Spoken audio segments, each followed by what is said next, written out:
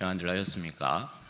우리 또 가정에서 예배드리는 우리 성도들 평안하신지요?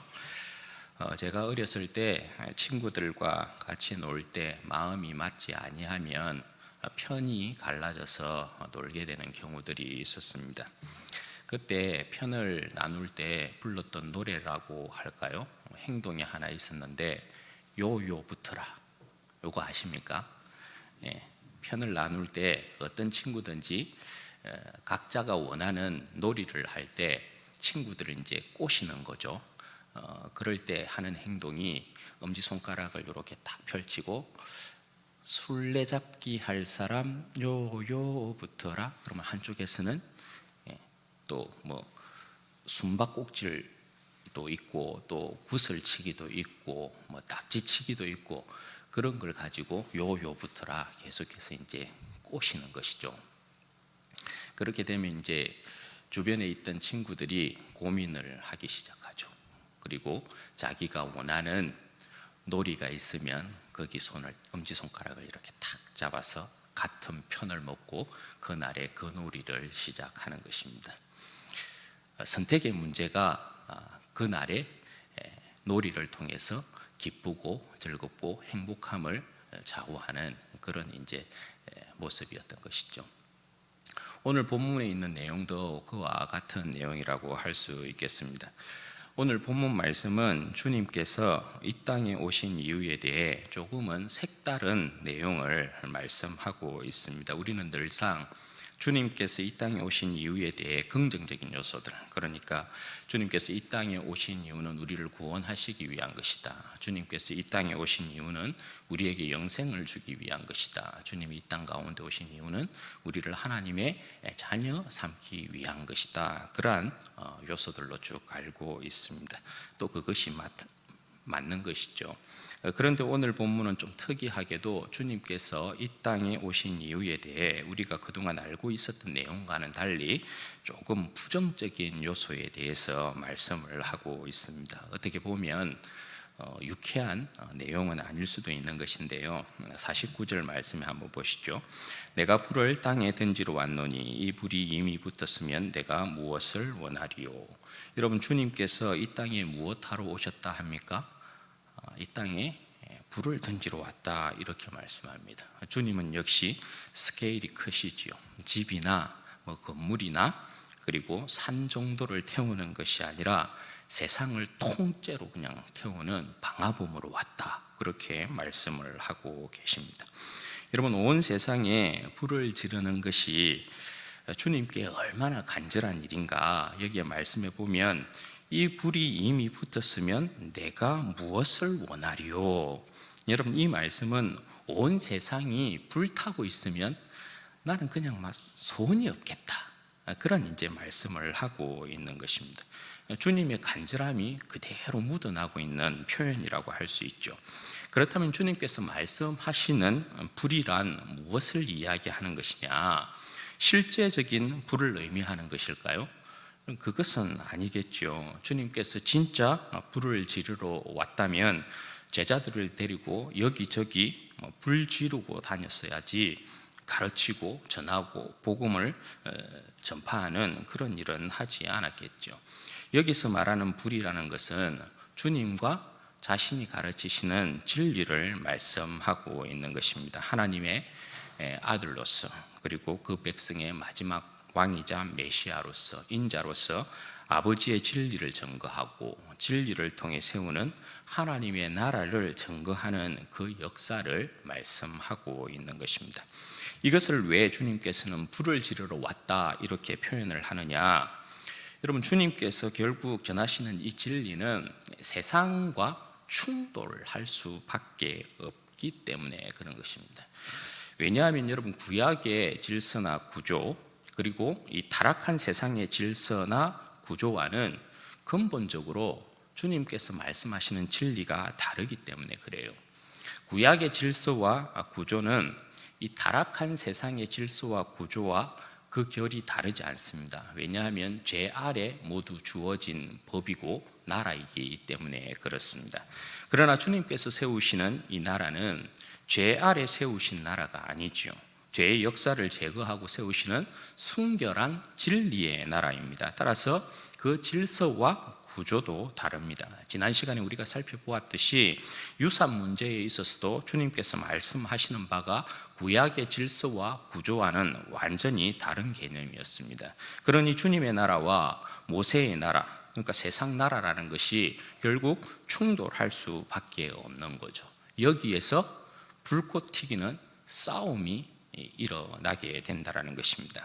그런데 아직까지 그렇게 치열한 공방과 불꽃 튀기는 싸움이 일어나지 않고 있는 거예요. 모세가 세운 세상, 율법이 지배하고 있는 세상, 모세의 제자들이 모세의 자리에 앉아서 백성들을 가르치는 이 교훈이 너무나 세상을 축축하게 적셔놓고 있는 겁니다. 따라서 주님께서 가르치신 진리는 그 시대에 여러분 어떤 모습이었습니까? 감추이고 드러나지 않고 어두운 데서 말하고 골방에서 말하는 것처럼 그렇게 되어 있었지 않습니까?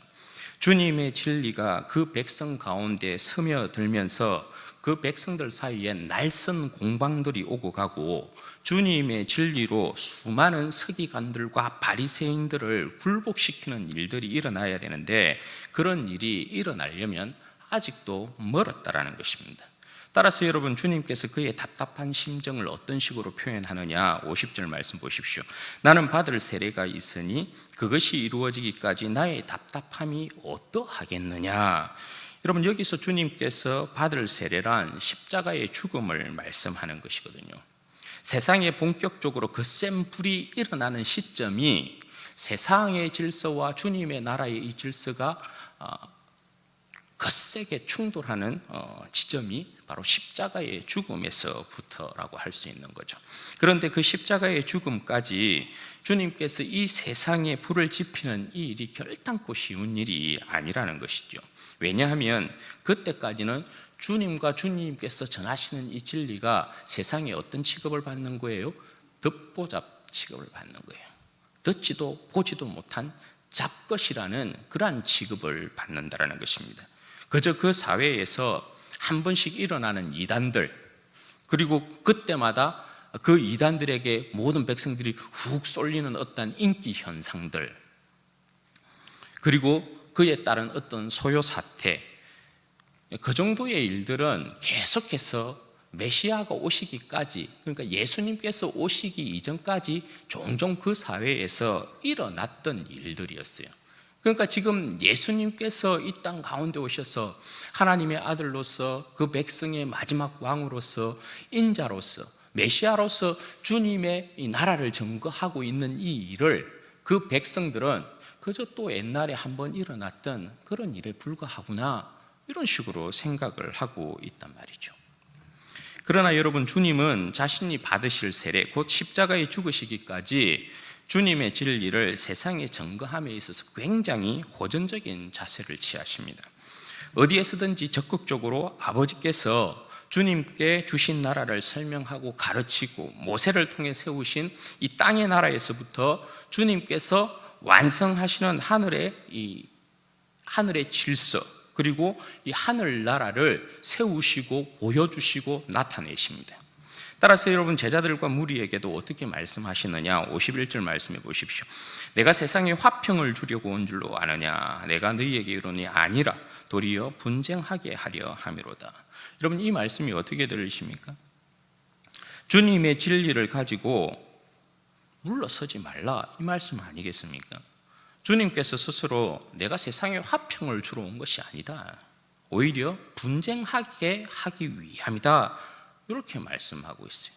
여러분 이 말씀은 적극적으로 주님의 진리를 가지고 이 세상의 질서와 구조를 파하고 주님의 새로운 나라의 이 질서를 세우고 만들라 이렇게 말씀하는 것이거든요. 그 양상이 어떤 식으로 전개가 되느냐 52절과 53절 말씀 보십시오. 이 후로부터 한 집에 5사람이 있어 분쟁하되 셋이 둘과 둘이 셋이 하리니 아버지가 아들과 아들이 아버지와 어머니가 딸과 딸이 시어머니와 시어머니가 며느리와 며느리가 시어머니와 분쟁하니라. 여러분 이 모습을 보면 어떻습니까? 가정에서조차 치열한 공방과 분쟁이 일어납니다. 편이 나뉘게 된단 말이죠. 셋과 둘, 둘과 셋 이렇게 나뉘어요. 아버지와 아들이 싸우고요, 엄마와 딸이 싸웁니다. 시어머니와 며느리가 싸웁니다. 그렇게 사이가 좋았던 아버지와 아들 사이에도 예수님이 끼어드는 순간 편이 갈리는 것입니다. 그렇게 사이가 좋은 모녀의 관계에 있어서도, 엄마와 딸의 관계에 있어서도 예수님이 들어오는 순간 막 싸움이 일어나기 시작하는 것입니다. 여러분, 이것이 말하는 것이 무엇이겠습니까? 여러분, 기존 가정에 예수님이 들어옴으로 말미암아 이 가정 자체를 지금 어떻게 해요? 해체시켜 버리는 거예요. 이 모습을 보면. 여러분, 사회의 가장 기초적인 단위가 가정이잖아요, 그죠? 그런데 이 가정에서부터 심각한 해체가 일어나게 된다, 이렇게 말씀해요. 그러면 가정에서부터 심각한 기존 질서에 있어서의 이 가정이 해체되면 사회와 국가는 말할 것도 없는 거예요. 그러면 여러분, 이것이 결국 만들어내는 것이 무엇이냐라는 거예요. 예수님께서 이 땅 가운데 오셔서 진리를 던지셨는데 가정에서 막 분쟁이 일어나요. 셋과 둘, 둘과 셋 나뉘어요. 가정이 해체돼요. 그럼 여기에서 여러분 무엇이 새롭게 탄생할까요? 여기에서부터 새로운 가족 공동체가 탄생하는 것입니다. 주님 오시기 전에는 이 가족이라는 것이 모두 혈통으로 이루어진 가족 공동체였어요. 그죠? 사회나 국가도 마찬가지예요. 이스라엘은 전부 아브라함의 자손들이에요. 각 지파와 자손에 따라 혈통으로 맺어진 혈통 공동체였어요. 그러나 주님께서 오신 이후로부터는 혈통으로 맺어진 이 공동체가 완전히 와해가 되는 거예요. 거기에 새로운 가족이 편성이 됩니다. 어떤 식으로 편성이 됩니까? 기존에 혈통으로 맺어졌던, 피로 맺어졌던 가족 공동체가 아니라 누가 예수님을 믿고 따르느냐, 예수님을 믿고 따름에 있어서 새로운 가족 공동체, 새로운 백성이 형성이 되는 거예요. 이 백성들은 전부 뭡니까? 혈통이 아닌 믿음으로 말미암는 새로운 공동체예요. 예수님을 믿고 따르는 새로운 공동체가 탄생하게 되는 거예요. 여러분, 어떤 형태, 어떤 형식, 어떤 모습으로든 예수님이 오신 이후로부터는 이것을 결정할 수밖에 없어요. 내가 이전에 모세를 통하여서 세우신 나라의 옛 백성의 공동체로 살아갈 것이냐, 아니면 하나님께서 보내신 하나님의 아들 예수 그리스도를 믿음으로 말미암아 예수 그리스도의 새로운 공동체 가족이 될 것이냐, 그 백성이 될 것이냐, 그렇게 나뉠 수밖에 없어요. 그리고 이 부분을 그 누구라도 선택하고 결단해야 돼요. 여러분, 어느 편에 서는 것이 현명할까요? 여기에서 말씀하고 있는 게 요붙으라, 요거거든요. 어느 편에 서야 될까요? 여러분, 주님께서 어느 편에 서야 생명을 얻을 수 있을지에 대한 부분을 설명하고 계신 부분이 54절에서부터 56절까지의 내용입니다. 여기의 내용은 여러분 어떤 내용입니까? 그저 간단한 비유입니다. 삶으로 체득한 간단한 진리, 날씨에 대한 이제 내용을 말씀하고 계시죠. 구름이 서쪽에서부터 일어나면 소나기가 내릴 것이다. 사람들은 다 알아요. 이 당시에 이스라엘 백성은 서쪽에서 구름이 일어난다는 것은 지중해에서부터 이제 구름이 일어난다는 것이거든요. 그러면 지중해 기후로 말미암아 비가 이렇게 내리는 거고, 남쪽에서 바람이 불면, 남쪽은 사막 기후란 말입니다. 그러면 더운 바람이 불겠구나, 이거 상식적으로 다 알고 있었다라는 것입니다. 너희들이 다 기상을 보면 이거 상식적으로 알고 있지? 예수님이 말씀하는 게 뭡니까? 그런데 왜? 기상은 분별할 줄 알면서 그런데 왜 시대는 분별할 줄을 모르느냐? 내가 너희에게 왔지 않느냐? 내가 너희에게 와서 가르치고 전하고 모든 기적이나 이적이나 역사들을 일으킨 것을 너희들이 보았지 않느냐? 그런데 어떻게 분별을 못하냐? 이게 주님의 답답함이죠. 왜 나를 알아보지 못하고, 왜 하나님께서 나를 보내서 만드신 새로운 하나님의 나라는 보지 못하고 계속해서 옛 시대, 옛 질서에 사로잡혀 있느냐? 그거 말씀하고 있는 거예요. 따라서 주님을 알아보지 못하고 주님 편에 서지 않는 그 백성을 향해서 주님께서 어떻게 경고하시느냐? 57절에서부터 59절의 내용이 그 내용이에요. 여기에 있는 내용은 고소 사건을 이야기하거든요. 누가 어떤 사람이 친구에게 빚을 줬어요. 그런데 그 빚을 갚지 않는 거예요. 그러니까 그 친구가 어떻게 해요? 고소하는 거죠. 재판장에게로 끌고 갑니다. 법정으로 끌고 갑니다. 그럴 때 가장 현명한 방법은 뭡니까? 빨리 화해하는 거예요. 야, 한번 봐주라. 아니면 그걸 다 갚든지 빚을 다 갚든지, 어쨌든 재판장에게로 끌려가는 일까지는 막아야 한다. 왜요? 재판장에게로 끌려가면 반드시 판결받게 되어 있고 반드시 옥에 갇히게 되어 있거든요. 옥에 갇히면 어떻게 된다는 거예요? 땡전 한 입 다 갚을 때까지 절대 빠져나오지 못한다. 요거 말씀하고 계시거든요. 그럼 이 말씀은 여러분 뭘 이야기하는 것일까요? 이 말씀은 간단해요. 내가 이 땅에 있는 동안, 주님이 이 땅에 계신 동안 기회 줄 때 돌아오라. 요거 말씀하고 있는 거예요. 봐줄 때, 좋은 말 할 때 나를 알아보고 돌아오느라, 요거 말씀하고 있는 것입니다. 그렇지 않고 주님께서 이 세상 심판하시기 위하여서 다시 올 때에 내가 회개하고 돌아가겠다, 천만에요. 그런 일이 있을 수 없어요.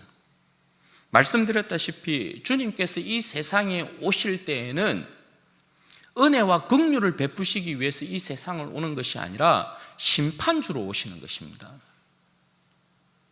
사람들이 착각하고 있는 것 하나 있어요. 예수님이 이 땅에 오실 때 사람들이 예수님 오시는 것 보고 아이고 회개하고 돌아가야 되겠다 이렇게 생각하면 된다라고 생각해요. 천만에요. 예수님이 이 땅 가운데 오실 때는 심판주로 오십니다. 그때 주님을 믿고 따랐던 백성들은 구원의 영광을 얻는 거고요, 그동안에 믿고 따르지 않았던 백성들은 전부 다 심판받게 되어 있어요.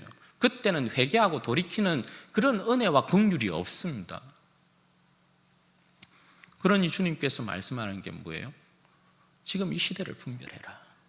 있을 때 잘해라, 한마디로. 그렇게 말씀하고 계시는 거거든요. 사랑하는 여러분, 오늘 여러분들은 어느 편, 누구 편에 서 계십니까? 주님 편에 서 계십니까? 아니면 이 세상과 마귀의 편에 서 계십니까? 지금 세상은 주님께서 던지신 불로 인해서 활활 타고 있습니다. 지금도 세상은 여전히 논쟁과 분쟁 중입니다. 종교 간의 치열한 공방이 오고 가고 있죠. 사회적으로 보면 어떻게 보면 좀 다소 식어진 상태의 모습이라고 할 수 있겠는데, 왜냐하면 지금은 거의 여러분 학문이나 지혜와 지식들이 전부 세상적이고 마귀적이에요. 모든 어떠한 지혜와 지식들이 하나님을 대적하고 대항하는 것으로 쓰이는 그런 양상의 모습을 보여요. 비성경적이고 비기독교적인 지혜와 지식들, 사상들, 이념들, 그런 잡다한 것들이 아주 많아요. 어떻게 보면 이 시대의 사조 흐름들이 그 모든 것들이 지배하고 있는 듯. 그러나 여러분, 우리가 가진 진리, 우리가 가진 진리 아직 죽지 않았습니다. 여기에 여러분 어정쩡한 자세와 태도 있을 수 없다라는 것입니다. 여러분 우리 모두는 주님 편에 서 있는 자들입니다. 그죠? 왜 주님 편에 서 계십니까, 여러분들은? 우리가 주님 편에 선 이유는 주님이 진리이시기 때문에 그래요. 주님께서 가지고 오신 이 진리가 결국은 이 타락한 세상의 질서와 구조를 허물고 주님의 영원한 새로운 나라를 완성하실 것이라는 것을 우리는 믿고 있기 때문에 그런 것이죠. 그것이 잘하는 것입니다. 여러분 사도행전 6장에 보면 사도들을 통해서 주님께서 주님을 증거하게 하고 또 주님의 진리의 말씀을 그 백성 가운데 증거하게 하죠. 그때 여러분 예루살렘의 모습을 어떤 식으로 묘사를 하느냐, 사도행전 6장 7절에 보면 이렇게 증거합니다. 하나님의 말씀이 점점 왕성하여 예루살렘에 있는 제자의 수가 더 심히 많아지고 허다한 제사장의 무리도 이 도에 복종하니라. 여러분 하나님의 말씀이 진리라는 것, 예수 그리스도가 진리라는 것이 여기에 증명이 되어 있습니다.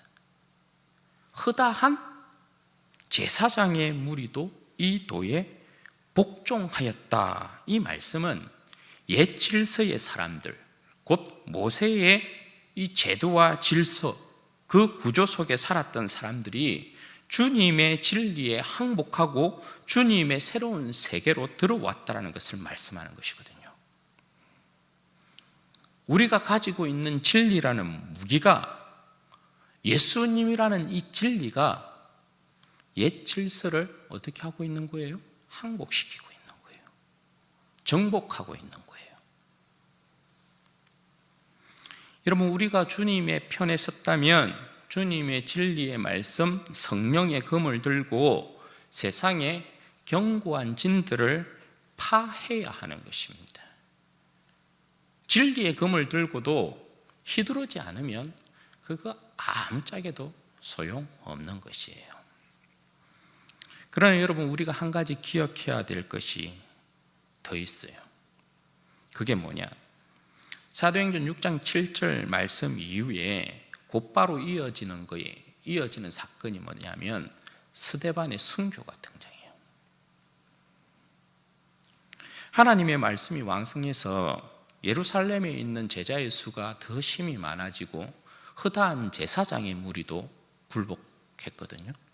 그리고 그 뒤에 이어지는 사건이 스데반의 예수 그리스도에 대한 증거예요.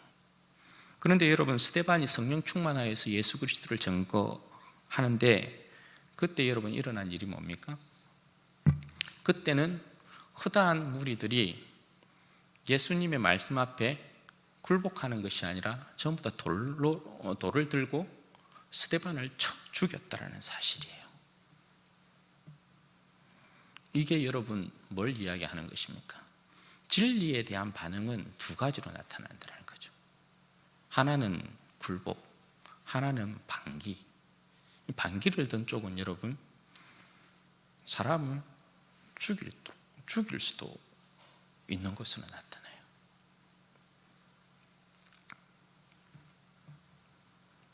중요한 건 여러분 뭐겠습니까? 세상에서 굴복하는, 세상이 진리의 말씀 가운데 굴복하는 일이 있든지 우리가 돌에 맞아 죽는 일이 있든지 간에 중요한 건 우리가 가지고 있는 이 복음이라는 것, 우리가 가지고 있는 진리라는 것, 우리가 가진 예수 그리스도를 부끄러움 없이 어떻게 해요? 세상 가운데 증거하는 것에 있다는 것입니다.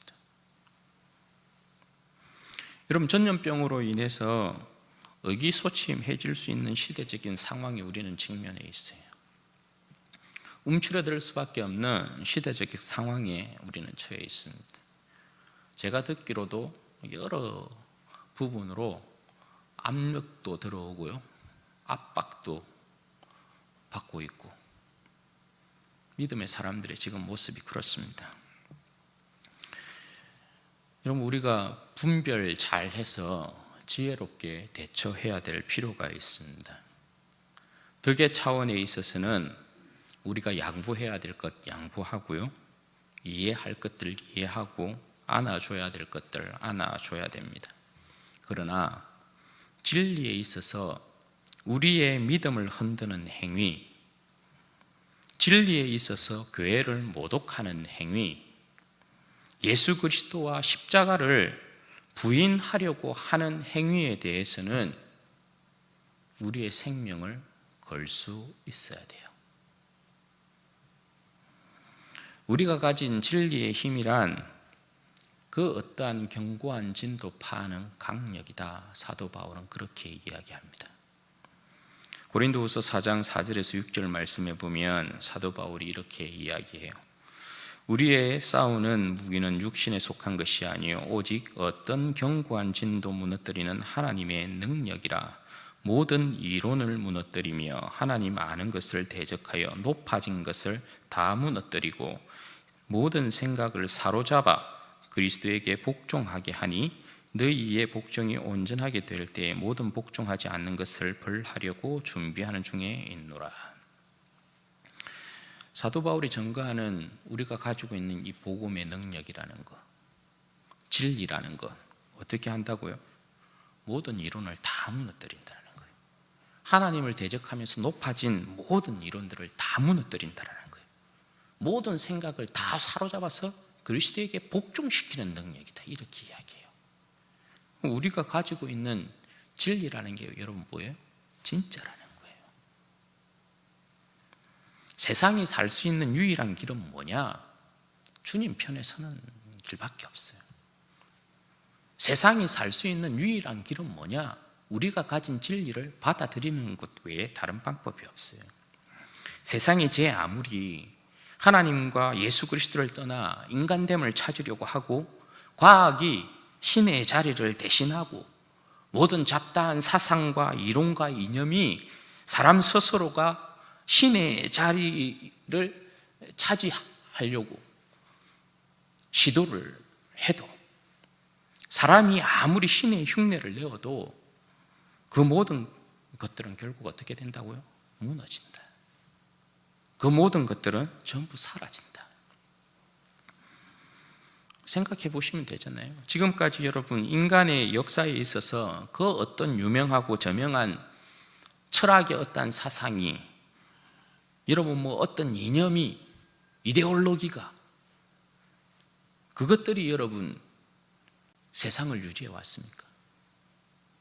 위대한 과학이 여러분 세상을 유지해 왔습니까?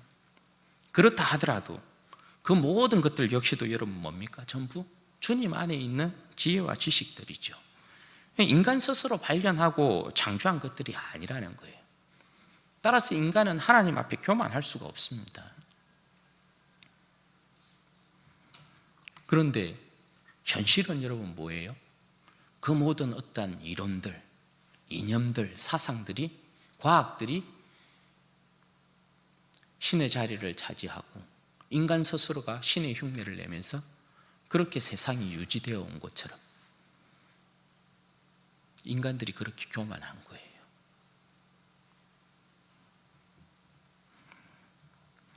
여러분, 오직 복음의 진리만이 무백성들에게 온전한 생명을 얻게 만들고 그 생명을 풍성하게 만듭니다. 복음의 진리 가운데 지금도 수많은 여러분 박학다식한 자들이 항복하고 들어오고 있습니다. 과학도, 수학도, 의학도, 철학도, 인문학도, 예술학도 모든 분야에 모든 지혜에 있는 자들이 어떻게 합니까? 다 주님 앞에 나오게 됩니다. 세상의 것들은 모두 주님 앞으로 나올 수밖에 없어요. 우리가 계시록에도 보면 알지만 주님께서 보좌에 앉으시고 세상의 모든 왕들이 여러분 어떻게 해요? 그 자신의 영광을 끌고 주님 앞에 나오게 되어 있거든요. 그러니까 다 주님 앞에 항복할 수밖에 없는 것입니다. 제 아무리 잘났다고 해도 다 뭡니까? 하나님께서 만드신 이 세계의 질서 가운데 인간이 미처 몰랐던 걸 발견하고 그것으로 여러분 어떻게 해야 돼요? 하나님의 그 창조의 그 위대함을 높여야 되는 거거든요. 그런데 하나님을 잃어버린 인간들이 그것을 발견하고 하나님께 영광을 돌리는 것이 아니라 자기 스스로가 신이 되려고 하는 거죠. 그런데 진정 지식이 있는 자, 지혜가 있는 자, 진정 깨달음이 있는 자, 이것이 그냥 이루어진 우리 안에서의 역사가 아니고 창조주께서 이 세상을 온전히 지으시고 그 창조주의 질서와 그 창조주의 지혜가 스며들어 있는 모든 것이 그렇구나. 그래서 주님 앞에 무릎 꿇어야 되는 거죠. 그게 지혜로운 거예요. 사랑하는 여러분, 우리는 주님 편에 꼭 붙어 있어야 합니다. 세상에 어떠한 일이 있어도 우리는 주님 편에 꼭 붙어 있어야 되고, 그리고 주님께서 우리에게 주신 강력한 복음의 이 무기, 진리의 이 무기, 예수 그리스도와 십자가, 여러분, 우리가 가진 이 진리라는 것이, 복음의 이 영광이라는 것이 세상의 모든 것들을 굴복시키는 능력이라는 것. 그래서 우리가 가지고 있는, 여러분 모두가 가지고 있는 이 진리의 무기라는 게 결단코 여러분 작은 것이 아니라는 사실, 여러분 그걸 아셔야 됩니다. 그리고 그 복음의 무기를 들고 있는 여러분들 역시도 작은 사람들이 아니라는 걸 아셔야 합니다.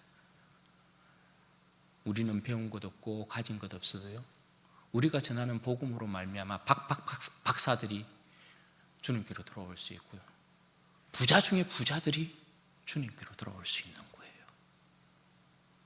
왜냐하면 복음의 진리 앞에서는 그 모든 사람들이 무릎 꿇게 되어 있기 때문에 그렇습니다. 바라기는 우리 모든 성도들이 진리의 말씀, 이 복음의 영광 붙들고 주님 편에 꼭 서셔서 마지막까지 주님 앞에서 주님께서 주신 사명들을 잘 감당하시고 이 세상을 주님께로 인도하는 복된 종들로 쓰임 받으시기를 주님의 이름으로 축원드립니다. 같이 한번 기도하도록 하겠습니다. 여러분, 이 시간에 기도할 때에 그렇게 기도하십시다. 하나님, 제가 어떠한 형편과 상황 가운데서도 흔들리지 아니하고 주님 편에 꼭 붙어있는 자가 되게 하십시오.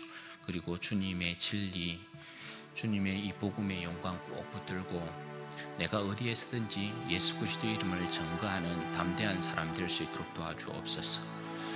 의기소침할 수 있고 움츠러들 수 있는 이 시대적인 상황 가운데서도 진리만큼은 내 안에서 빛을 나타내고 이 어두운 세상에 빛을 드러내는 하나님, 그러한 인생, 또 내가 그렇게 쓰임받는 인생이 될 수 있도록 우리 하나님 은혜를 주옵소서. 기도하십시다.